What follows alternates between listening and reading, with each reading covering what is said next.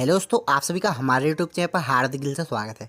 तो दोस्तों, आज की इस वीडियो में हम आगे बहुत ही इंपॉर्टेंट टॉपिक पर डिस्कस कर रहे होंगे कि कॉपी में लिखना कैसे है। तो दोस्तों, आज की इस वीडियो में कुछ टिप्स वगैरह शेयर करेंगे जिसको अगर आप फॉलो करते हैं तो भाई मुश्किल ही है कि आपको बैक आ जाए।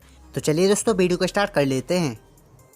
तो यार, अगर आप पहली बार ऑफलाइन एग्जामिनेशन दे रहे हो या फिर पहले भी दे चुके हो, इस बार भी दे रहे हो, तो भी कोई दिक्कत नहीं है। तो यार, बात करें सबसे पहले कॉपी की, कितने पेजेस आते हैं। तो दोस्तों, टोटल आपके 32 पेजेस आते हैं कॉपी में, जिसमें से आपको टारगेट रखना है कि मिनिमम आप 20 पेजेस भरो। ये बात तो मैंने आपको इसके पहले वाली वीडियो में बता दी थी। अब आपको क्या करना है भाई, कॉपी का जब आप OMR सीट अच्छे से फिल कर दो, बिल्कुल करेक्टली। अगर आप करेक्टली फिल नहीं करते हैं तो आपका रिजल्ट अटक जाएगा।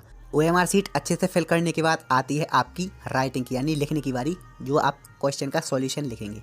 तो दोस्तों, आपको याद रखना है कि स्टार्टिंग के 4 या फिर 5 पेज में आपको बिल्कुल भी कट नहीं करने हैं।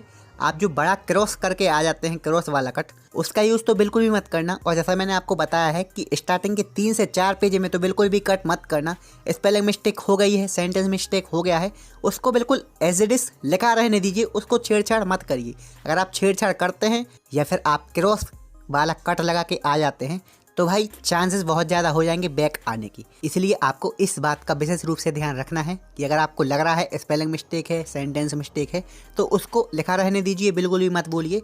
इसी के साथ दोस्तों, आपको बता दें, बीटेक के जितने भी एग्जामिनेशन होते हैं उसमें मैक्सिमम क्वेश्चन ऐसे आते हैं जिनमें आपका डायग्राम इंक्लूड रहता है उसके आंसर में। तो दोस्तों, डायग्राम को बिल्कुल भी मिस ना करें। एक प्रकार से आप थ्योरी स्क्रिप्ट कर दें, लेकिन अगर आप उसका डायग्राम बना के आते हैं तो 7 में से भाई आपको 3 या फिर 4 नंबर मिल जाएंगे। इसलिए डायग्राम बनाने में बिल्कुल भी आलस मत करना। थ्योरी से अच्छा है आपका डायग्राम। डायग्राम जितना अच्छा हो सके नीट एंड क्लीन बनाइएगा। जिस भी क्वेश्चन में डायग्राम बनाना पॉसिबल हो या फिर जो आपके ब्लॉक डायग्राम वगैरह रहते हैं उनको बिल्कुल भी स्क्रिप्ट मत करना, अच्छे से बना के आना, डायग्राम रिप्रेजेंटेशन अच्छे से करना। क्योंकि यार, एग्जामिनर के पास इतना टाइम नहीं रहता है कि आपकी वो थ्योरी पढ़े या फिर सेंटेंस पढ़े या फिर स्पेलिंग निकाले। इसलिए दोस्तों, वो डायग्राम अगर आप अच्छा बनाते हैं, थ्योरी पार्ट आप भले ही कम लिखें, लेकिन अगर डायग्राम रिप्रेजेंटेशन अच्छे से करते हैं तो 7 आउट ऑफ 7 मिलने के बहुत ज़्यादा चांस हो जाएंगे। अब दोस्तों, बहुत सारे स्टूडेंट के साथ कभी कभी ऐसी कंडीशन भी फंस जाती है कि भाई हम जितने क्वेश्चन करके गए उनमें से एक भी क्वेश्चन नहीं आया, मतलब पेपर बहुत टफ आया है, कुछ भी नहीं बन रहा है। तो भाई इस कंडीशन में क्या करें दोस्तों? एज आ एग्जाम्पल के लिए आप एक टॉपिक तैयार करके गए, ट्रांसफॉर्मर। अब इसमें आपको ट्रांसफॉर्मर की बेसिक जानकारी पता है, इसके टाइप्स एंड डायग्राम पता है, ये हो गई दोस्तों बेसिक जानकारी।